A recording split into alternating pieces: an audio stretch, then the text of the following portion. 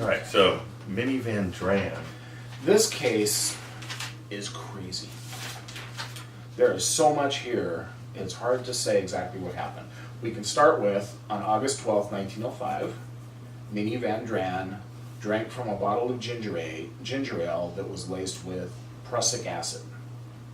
What did you say they called it? Cherry laurel water. What the ingredient that kills is potassium cyanide, which is one of the nastiest poisons there is. Mm-hmm.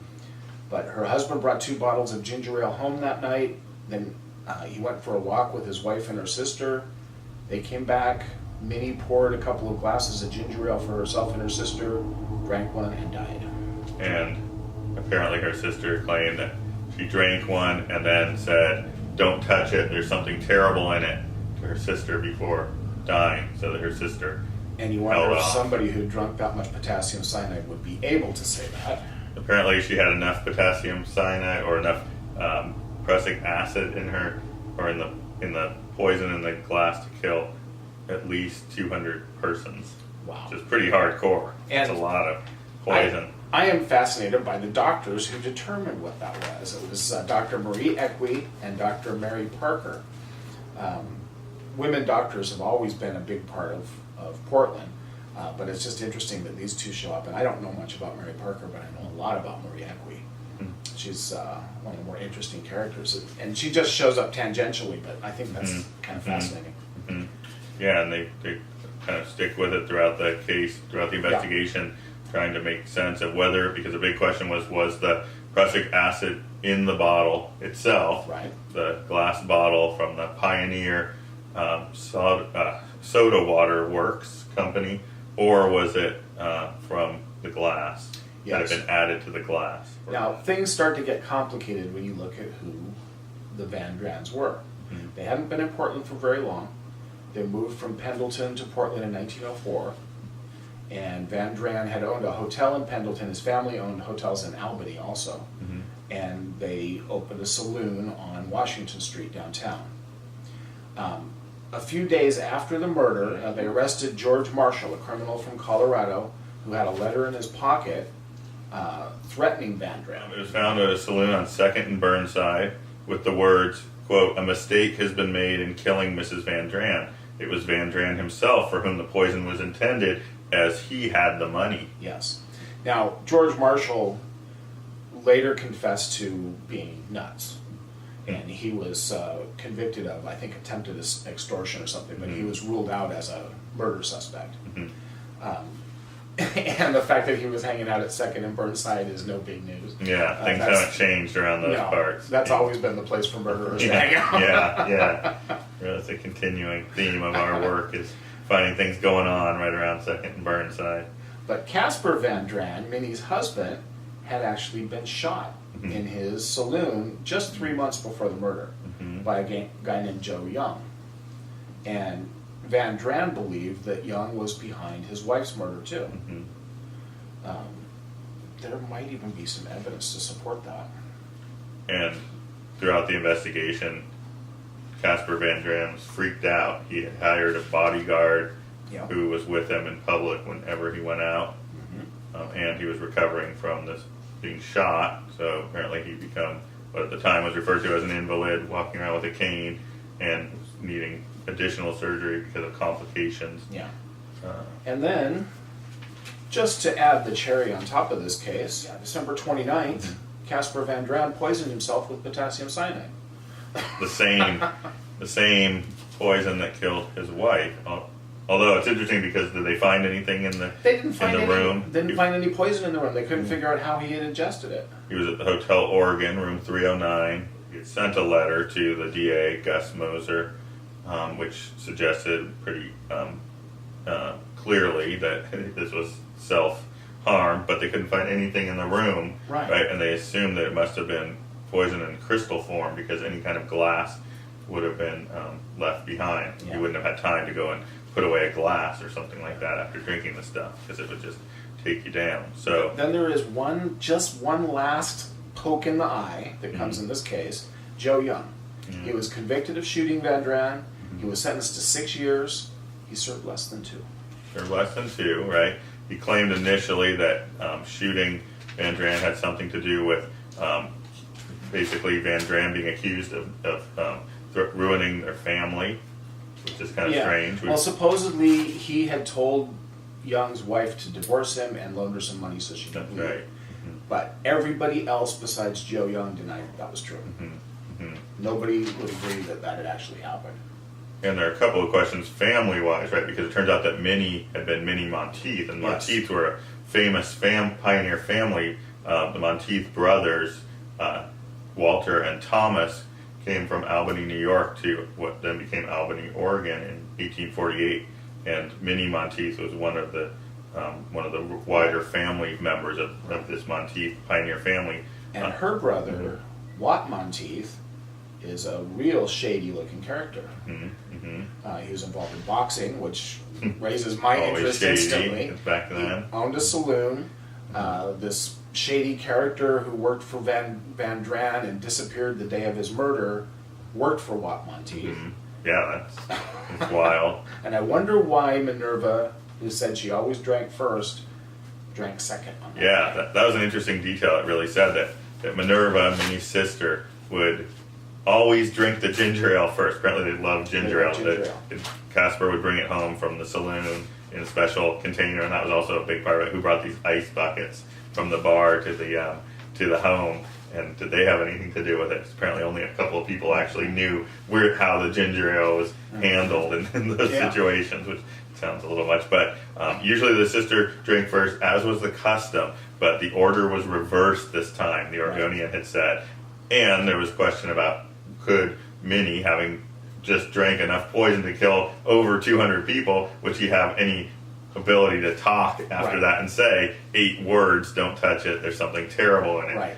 Probably not. So it also then points a finger, well, what about Minerva and her other brother Wat? And then there's this interesting kind of footnote to the case, which is that in 1905, there's just a lot. After Caspar had died, Caspar was buried in the family plot down in Albany, the Monteith family plot. And then another Monteith, Mac Monteith, who was not a sibling, but a close relative, maybe cousin, made a big stink and basically requested that Caspar Van Dran be moved out of the Monteith family plot in the cemetery because he claimed that there was a lot of suspicion that Caspar had been the one who killed Minnie Van Dran. So this case definitely has a lot of ins, a lot of outs. It does. And Caspar's brother was the owner of the Railroad Hotel in Albany up until the 1930s or so. So, and the Railroad Hotel in Albany always had a pretty unsavory reputation. There was at least 2 arrests that I know of there, and I didn't even look. And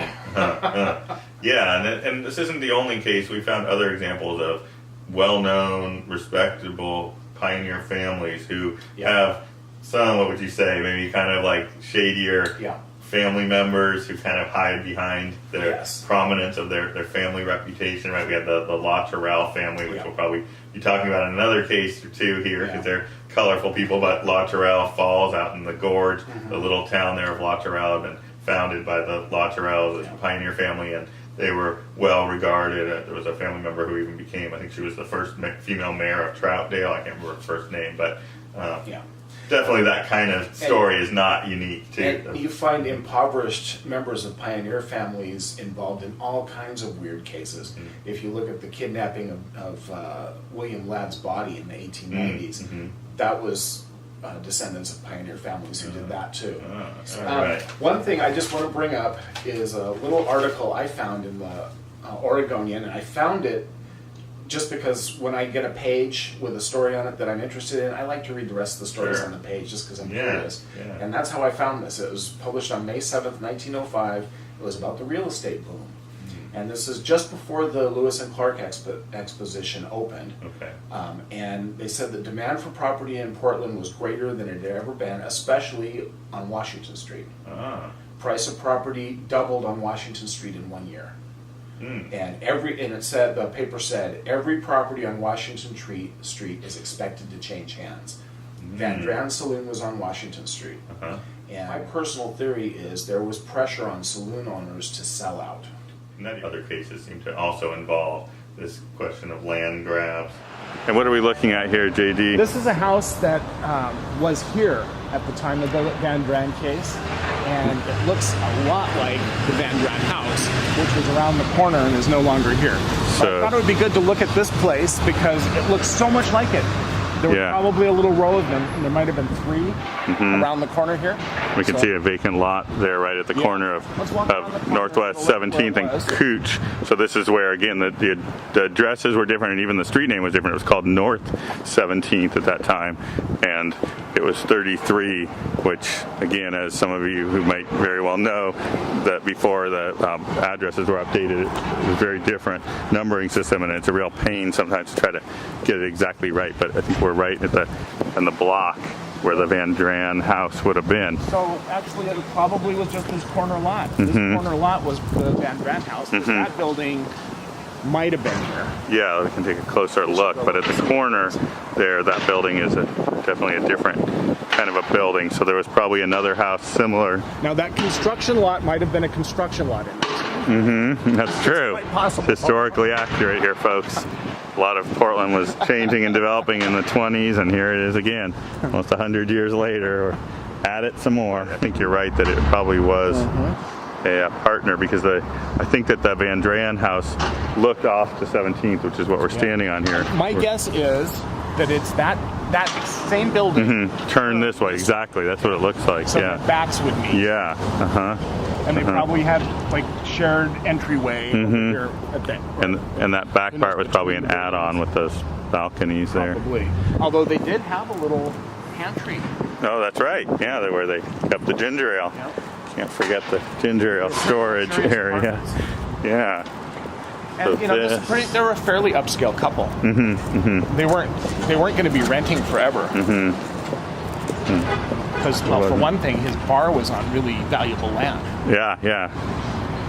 And so this wasn't the Van Dran location, but continuing our theme of places that either like Microsoft, it was a brothel here, it was probably something very legitimate like a pharmacy, and now look where we're at. So things change. Yeah, this is the Acropolis. Yeah, so the Acropolis Hotel, that's right. Do you know what year that would have gone up? No, we'll have to check that out. We could probably... It looks like the era, though. Yeah. And a Greek hotel right here in 1905 would make perfect sense. Yeah. We can go in and ask. They don't know anything. No. Make an interesting segment. It would be like a dog seeing a magic trick. I think we should ask them about the Van Dran murder. Oh, yeah. Like, do you guys know about the ginger ale? Do you remember how much she actually drank? A friend of mine that I knew was a survivor of cyanide poisoning. And she described what happened when she took it. She took it in a pill form, and she didn't know that there was poison in it. She took that pill, and she said she knew instantly that there was something wrong with it. And she was scared. And she walked down the hallway. Her husband was sitting in the bedroom, and she walked down the hallway to the bedroom, and she said, "There's something wrong," and she collapsed. So there was the possibility that you could talk, at least in that case. There is a possibility, and I think that you would know. She had sodium cyanide, and this was potassium cyanide. There are a few little differences in there. And she may not have had enough to kill 200 people, right? Although it's hard to say, right? She is, in fact, I don't know this for sure, but at one point she was the survivor of the highest dose of cyanide in North America. Wow. Well, that could be helpful then to this case. Yeah.